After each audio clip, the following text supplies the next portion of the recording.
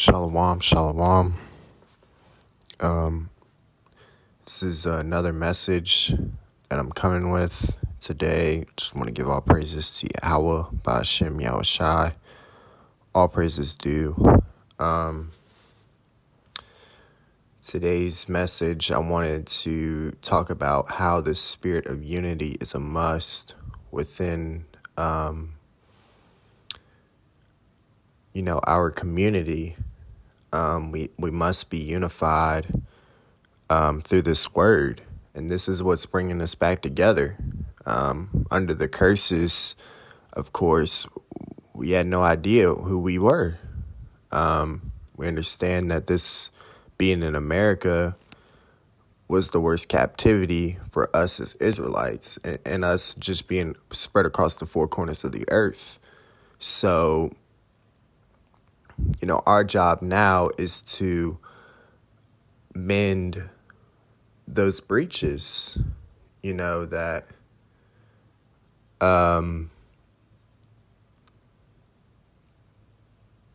been sealed for so long.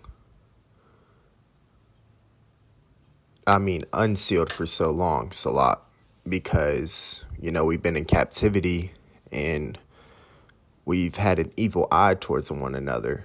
And that was the curses that the Most High put upon us because we disobeyed, we broke the law, statutes, and commandments, and he sent us into captivity again. But we understand this is our last captivity. But just want to hit a few precepts on why it's important for us to be together and understand that our bond as Israelites, when we come together, it's truly unbreakable. I want to start off in the book of Esther. We understand Esther was the only queen, only Israelite queen throughout history as for us as a people, because she was joint heirs with King Ahasuerus when the Israelites were in captivity. I believe it was under the Persians.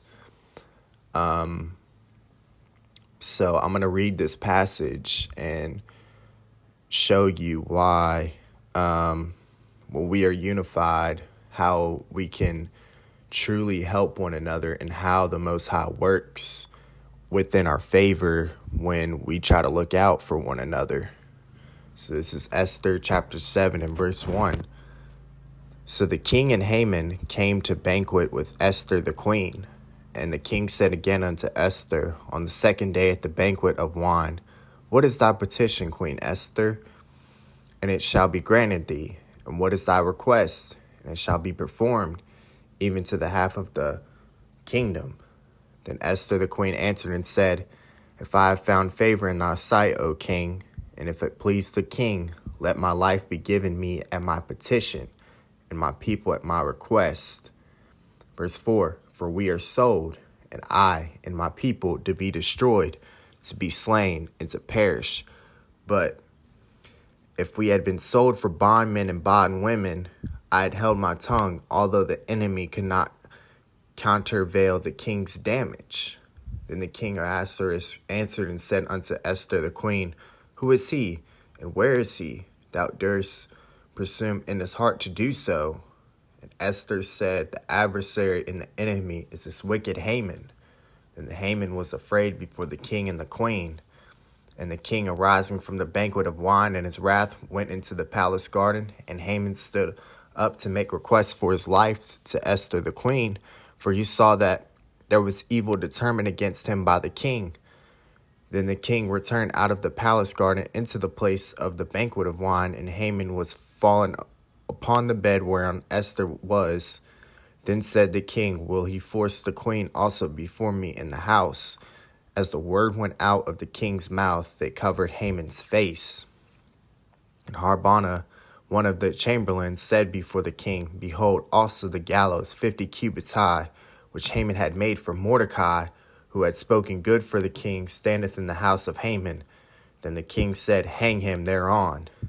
So that they hanged Haman on the gallows that he had prepared for Mordecai. Then was the king's wrath pacified. So when you read through this passage, and really this entire book of Esther, we understand that Haman's sole mission was to try to hang Mordecai. I believe it was Esther's cousin. So we understand that Esther looked out for her people, man. She stood up, and even though they were in captivity, which I still believe it was under the Persians, the king still did her will. And really, it was the will of Yasharahla that was executed upon him. So even in captivity, Esther, looked out for her people, man. She cared about her people. And so this is how we need to be. This is just an example of how we truly need to look out for each other, because we're still in captivity right now. We finally know who we are, and now it's our time to start looking out for one another and start praying for one another, and I'm not saying we got to try to help each other out financially right now. It's kind of hard to do when we are not physically together, but there's going to come a time when we are physically together and we are going to be able to help each other out in such accounts. So, hey, man, we just got to remember that even though these curses were upon us, we got to renew our mindset through this word and understand that, hey, we are united through this word, and that we truly are a family, Northern Kingdom and Southern Kingdom alike. And I want to go to this passage as well, or these two precepts as well. This is John chapter 13. I'm going to start at the 34th verse. And this is what Yahushua said: "A new commandment I give unto you, that ye love one another as I have loved you, that ye also love one another." Verse 35, "By this shall all men that ye are my disciples, if ye have love one to another." Yeah, and when Yahushua walked the earth, we got to understand that his sole purpose was to unify the tribes again, because we understand in the reincarnation he was King Solomon, and through the 700 wives and concubines, he had went off and worshipped their gods. So when he came back as Yahushua in the reincarnation, his sole mission was to unify the tribes again. So he made a sacrifice for himself, put us under entire new covenant, so that in this time when he woke us up, to those that repented in their past life, that we could all come together again. So this is what this is all about. We have to be unified. And it takes time, especially if you're new in this truth. It's going to take time for you to renew your mindset, but slowly but surely, through the process of renewing your mind through this word, you're going to look at the world totally different. When I look at so-called blacks, Latinos, and Native Americans, when I go out now, I see them as Israelites now. I see them as brothers, even if they don't know that they're Israel. I see them as, that's one of my brothers, even if he doesn't know he's Israel or not.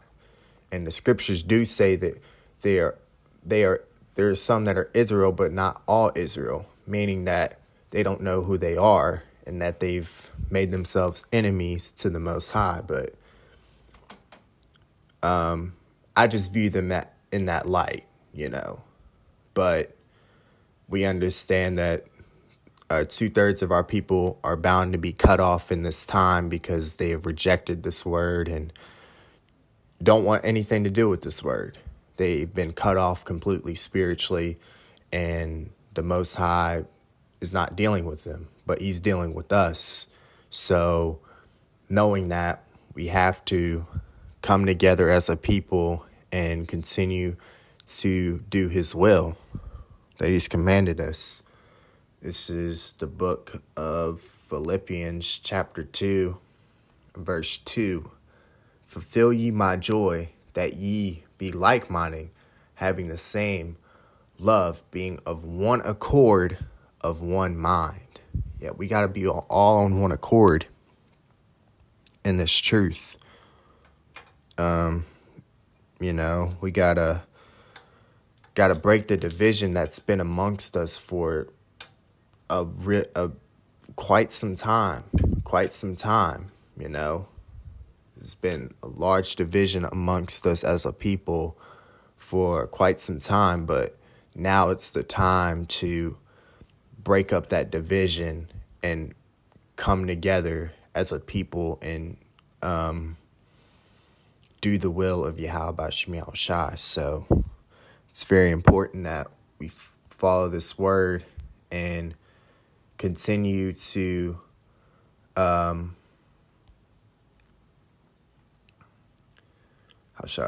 continue to follow in the way of Yahushua when he was here, because he was all about unity. That's how I want to say that. Yeah. Follow in his way. He led by example of unifying us, because he was all about his people when he was here. You can go into the account when he washed the disciples' feet. And we understand that Yahushua is, the king now. He's king over us, but he was humble enough when he was here to wash one of the disciples' feet. Just shows you how much love he has for us as a people, for those that care about him, of course. He's not dealing with those who've rejected him, but for those that have cared about him, man, he's humble enough to do something like that. We got to be in that same spirit now. But I want to get another precept. This is Romans 15 and verse 5. Now the power of patience and consolation grants you to be like-minded one toward another, according to a Mashiach Yahushua. So going back to what I was saying, we got to be in the same spirit that Yahushua was when he was here. We got to endure our afflictions, of course, but also we got to be humble towards one another and have that love for one another as a people. That's the most important thing. It's 1 Corinthians chapter 1 and verse 10. Now I beseech you, brethren, by the name of our Lord Yahushua Mashiach, that ye all speak the same thing, and that there be no divisions among you, but that ye be perfectly joined together in the same mind and in the same judgment. Yeah, so that's all the precepts I wanted to get today concerning the message of the spirit of unity is a must within us. Within our Israelite community, because we understand that we're heading to rulership, and we know that a kingdom divided against itself cannot stand, and we've been divided for a very long time. Now it's time for us to stand up and rise together again. So Lord willing, you were edified. I just want to end this video by giving all praises to Yahweh, Ba'ashem Yahushai. All praises due. I'll see you on the next one. Shalom.